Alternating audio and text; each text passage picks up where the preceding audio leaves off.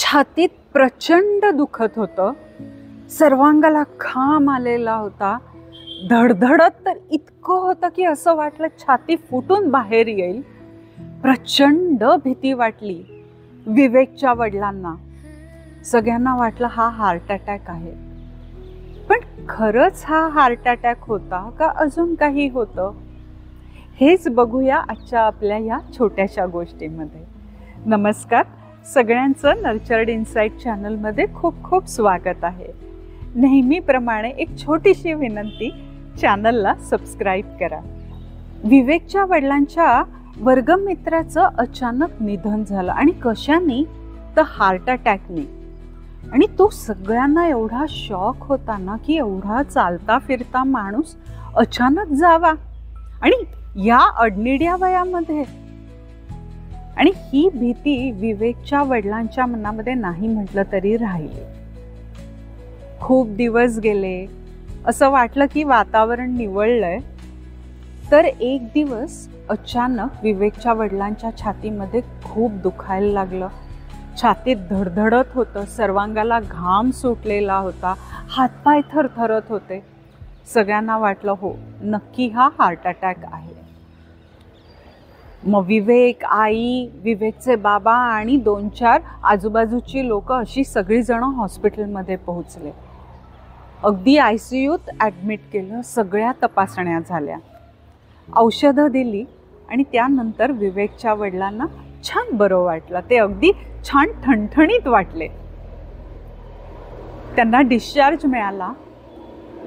पण घरी जायच्या आधी डॉक्टरांनी त्यांना कन्सल्टिंग रूममध्ये बोलावलं आणि सांगितलं, खरं सांगू का विवेकचं बाबा, तुम्हाला काहीही झालेलं नाही आहे, तुमचं हार्ट अगदी ठणठणीत आहे. मग सगळ्यांचं म्हणणं, मग हे होतं काय? डॉक्टर म्हणाले, ह्याला पॅनिक अटॅक म्हणतात. तुम्हाला कसल्या गोष्टीची खूप भीती आहे का हो, किंवा असं खूप दडपण आलेलं आहे का? विवेकचे वडील ते काय मान्य करणार आहेत मला ह्याची हार्ट अटॅकची भीती वाटते म्हणून? ते म्हणाले, छे, मला असली कोणतीही भीती वाटत नाही. डॉक्टर हसले, कारण ते हुशार होते ना. ते म्हणाले, माझी एक गोष्ट सांगतो तुम्हाला. मी एवढा डॉक्टर झालो, पण ना मला पहिल्यापासून इंजेक्शनची खूप भीती वाटायची. आता डॉक्टर झालो म्हटल्यानंतर असं मनात यायला लागलं की अरे, मी डॉक्टर आणि मला कशी भीती वाटून चालेल. मग माझ्यासमोर माइंडफुलनेस आलं आणि मग त्याची मी खूप प्रॅक्टिस केली, शिकून घेतलं आणि अजूनही रोज मी त्याचा सराव करतो. आता मला कोणत्याही गोष्टीची भीती नाही वाटत, इंजेक्शनची तर नाहीच नाही.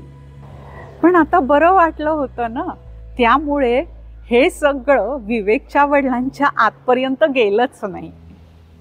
आणि आई पण रिलॅक्स होते की अरे, हार्ट अटॅक नाही, मग कशाला काय, जाऊ देत. पण विवेकच्या डोक्यात मात्र हे राहिलं. विवेकनी पूर्ण माइंडफुलनेसचा अभ्यास केला आणि तो चक्क माइंडफुलनेस थेरपिस्ट झाला. मध्ये खूप महिने गेले आणि परत विवेकच्या वडिलांना तसाच त्रास झाला. परत ते सगळं चक्र तसंच झालं, काहीही निघालं नाही. आता विवेक म्हणाला, बाबा आपण ना दोघंही मिळून ह्या सजगतेवर काम करूया. मी तुम्हाला सांगत जाईन कसं कसं काय करायचं ते. विवेकच्या वडिलांनी याला होकार दिला आणि ते विवेक बरोबर सजगतेचा म्हणजे माइंडफुलनेसचा सराव करू लागले. आणि पर्टिक्युलरली असं ज्या वेळेला व्हायचं ना, म्हणजे अगदी पॅनिक अटॅक यायचा ना, त्यावेळेला नशिबांनी प्रत्येक वेळेला विवेक होता आणि तो आपल्या वडिलांना इन्स्ट्रक्शन्स द्यायचा आणि बाबांना बरं वाटायचं. आता असं झालं की विवेकची बदली झाली दुसऱ्या गावात. बाबांना जो त्रास व्हायला लागला, विवेक म्हणाला, बाबा काय होतंय तुम्हाला? बाबा म्हणाले की अरे, तू गेल्यानंतर असं मला परत झालं तर कोण असणार माझ्या बरोबर? विवेक म्हणाले, एवढंच ना, अहो तुम्ही एका फोनच्या क्लिकवरती ही माहिती घेऊ शकाल. एक छान ॲप आलेलं आहे, माइंड द ब्रेथ या नावाचं. बाबा म्हणाले नको नको, तुमची ते ॲप बीप काही नको, ते इंग्लिशमध्ये असं मला अजिबात नको.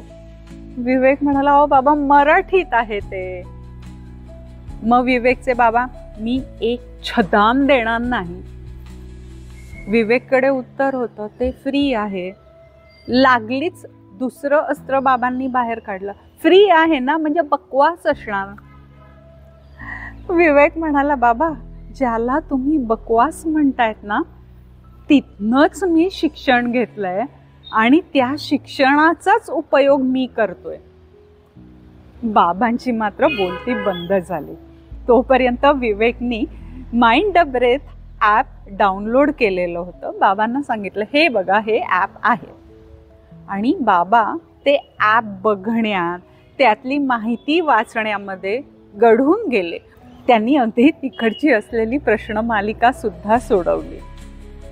नंतर त्यांना ना 2 फोनची चिन्ह दिसली. एक आपला नॉर्मल फोन असतो त्याचं आणि एक व्हॉट्सॲपचं. त्यांनी विचारलं हे काय आहे. मग विवेकनी एक्सप्लेन केलं की ज्या वेळेला इथे दिलेले सराव तिकडचे ऑडिओज ऐकून सुद्धा तुम्हाला बरं वाटलं नाही, ही जी इंटेन्सिटी आहे ना पॅनिक अटॅकची ती जर तशीच राहिली तर ह्या फोनच्या चिन्हावरती तुम्ही दाबून फोन करू शकता. आणि तुम्हाला माहिती आहे का ही सेवा अगदी निरपेक्षपणे देणारे हे जे व्हॉलेंटियर्स आहेत ना ते माइंडफुल थेरपिस्ट आहेत, डॉक्टर्स आहेत. बाबा म्हणाले छे असं थोडा ना फोन करणार आहे मी त्यांना. विवेक म्हणाला मला माहिती आहे बाबा की तुम्ही असा फोन करणार नाही, पण अगदी एक्स्ट्रीम झालं, खूप झालं आणि आपल्याच्याने मॅनेज होत नसेल तर तुम्ही त्यांना फोन करू शकता. बाबा खुश. बाबा म्हणाले कसली ग्रेट लोक आहेत ना ही. एक काम कर ना, तू तुझ्या ह्या यश वेलणकर सरांना ज्यांच्या मार्गदर्शनाखाली ते जे कुलकर्णी सर आहेत ना त्यांनी हे ॲप तयार केलं त्या दोघांना आणि हे जे फोनवर निरपेक्षपणे सेवा देणारे व्हॉलेंटियर्स आहेत ना त्या सगळ्यांना थँक्यू सांग रे. विवेक म्हणाला नक्की. यश वेलणकर सर, कुलकर्णी सर आणि ही सेवा देणारे सगळे व्हॉलेंटियर्स तुमचे मनापासून आभार, खूप खूप धन्यवाद आणि खूप कौतुक सुद्धा. तुमच्या ओळखीत पण कोणाला असा त्रास होत असेल पॅनिक अटॅकचा किंवा तुम्हाला होत असेल तर ह्या विनाशुल्क ॲपला माइंड द ब्रेथला डाउनलोड करा आणि त्याचा उपयोग नक्की करून घ्या. आपला लोभ आहेच, तो असाच वाढणार आहे. लवकरच भेटूया. तोपर्यंत अच्छा.